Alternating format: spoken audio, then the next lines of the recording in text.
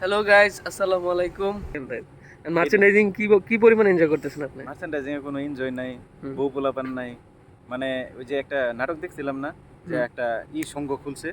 হুম। কি মানে শুনবো? আপনার ওই যে ব্যাচেলর সংঘ হুম, একটা নাটক দেখছিলেন না? হুম। যে এখানে আজকে থেকে আমরা শপথ করলাম আমরা কোনোদিন বিয়ে শাদী করব না, কোনোদিন আমরা কোনো মেয়ের দিকে তাকাবো না। হুম। এইরকম হইছে। মার্চেন্ডাইজিং করতে আইলে মনে করেন যে কোনো কিছু করা যাবে না। বউয়ের সময় দেওয়া যাবে না, ফ্যামিলিতে সময় দেওয়া যাবে না। শুধু শুধু ফেব্রিক নিয়ে হও, মাল সিলাও আর পাঠাও। আর আসলে টাকা মানুষ ইনকাম করো। মানুষ মার্চেন্ডাইজিং করে কেন? মার্চেন্ডাইজিং করে মানুষ তোর মতো মেলায় আমার করে। মতো কিছু বলদ আছে না যাকে মনে কর বাপের খায় হুম। বাপের টাকা নষ্ট করে পিছনে বাস নিতে ভালো পড়াশোনা লাগে করছে, কইরা এরকম তারা করছে।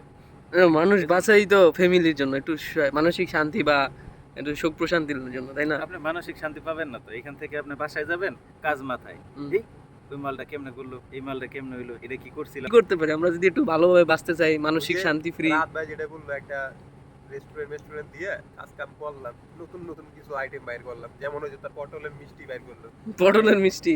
আমের মিষ্টি বাইর করে ভাইরাল হয়ে গেল আপনার মনে করো এরকম টিকটিকির ফ্রাই করলাম আর নতুন কিছু